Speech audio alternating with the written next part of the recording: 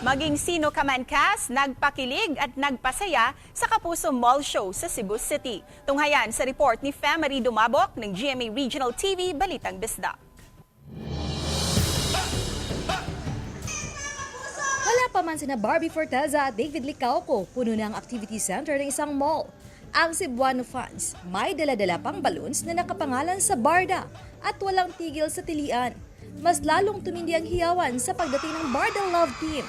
Mapabata, teenager o mga young at heart, di matago ang excitement at kilig.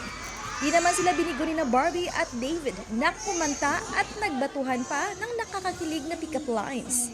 Ayon kay Barbie, ang nagpa-energize sa kanila ni David ay nang makita ang mainit na pagtanggap ng mga Cebuano sa kanila.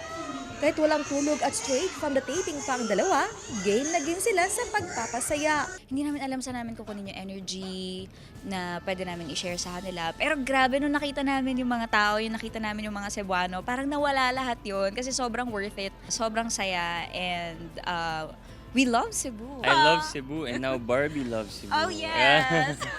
Yun. Mga kapuso, sana po ay sumubaybay pa rin kayo sa maging sino ka man. Last 2 weeks na kami. Marami pang abangan. Mula sa GMA Regional TV Balitang Bisdak, Femery Dumabok, nagbabalita para sa GMA Integrated News.